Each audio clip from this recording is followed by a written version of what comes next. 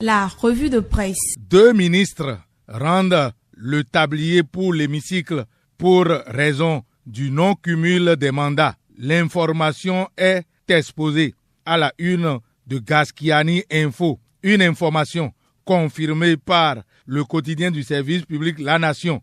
Il s'agit de Jean-Michel Abimbola et de Yahi Éléonore Ladekan qui optent pour le Parlement, précise le Grand Matin.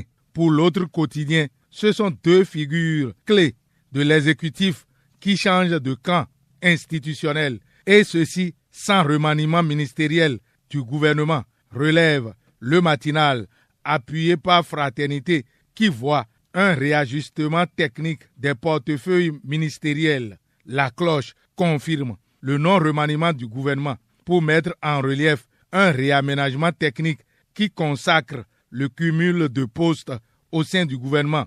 Nkpatin et Assouma deviennent 2 nouveaux ministres intérimaires. L'un assure l'intérim du ministre de l'Enseignement supérieur, l'autre est chargé du portefeuille du tourisme.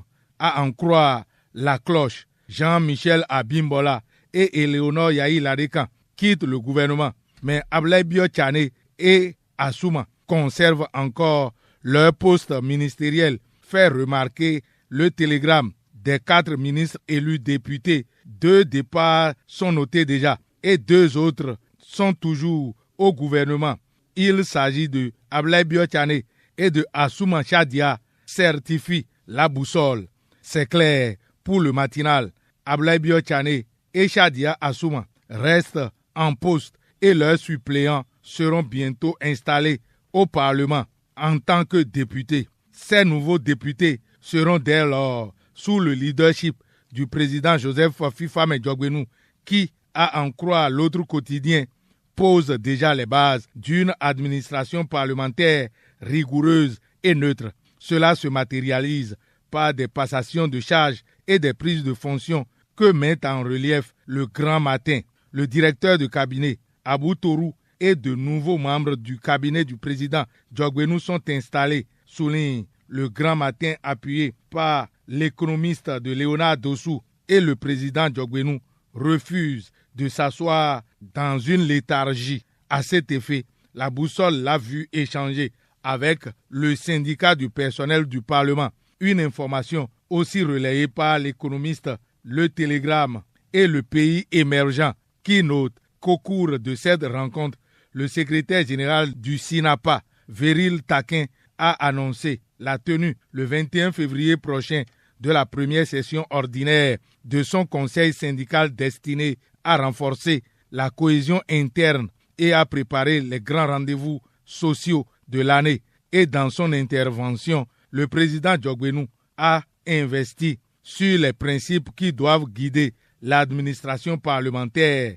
Il a rappelé que le personnel doit se distinguer par la discipline, l'assiduité et la ponctualité en veillant à ce que la qualité du service rendu soit irréprochable. Pour la lutte contre la malaria et les moustiques, le Bénin s'accroche à un combat irréprochable et de qualité. À cet effet, une agence nationale pour sauver des vies humaines est en téléchargement, rapporte la cloche appuyée par Gaskiani Info. Le matinal souligne que pour la lutte contre le paludisme, la création d'une agence est annoncée. Celle-ci est nationale et luttera contre la malaria et les moustiques, précise Fraternité. Ceci pour intensifier la riposte, martèle le quotidien du service public La Nation. Et c'est en ce moment que le matinal constate que 4 agents de santé étaient devant le juge hier. Le procès dans l'affaire du décès de Rebecca Dossou, survenu à la suite d'une césarienne au CHD Ouémé, s'est ouvert hier devant le tribunal de première instance de première classe de Porto Novo. Le 25 février prochain, l'examen du fond de cette affaire aura lieu, renchérit le matinal, pêle-mêle à présent.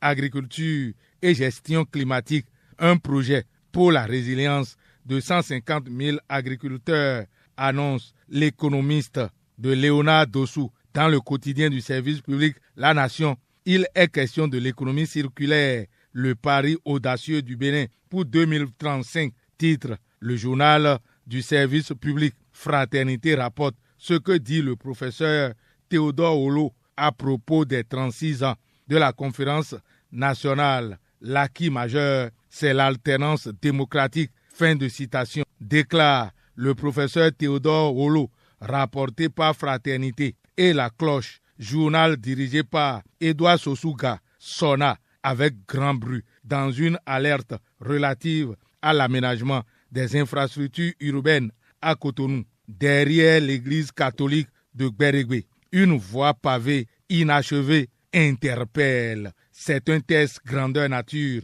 pour les nouvelles autorités municipales, martèle la cloche. Fin de cette revue. À la prise de son, Fatih Wahoyon. Réalisation et présentation, Lucien Dossou. Agréable journée à toutes et à tous. C'était la revue de presse. Retrouvez la revue de presse sur le site www.kpfm.com.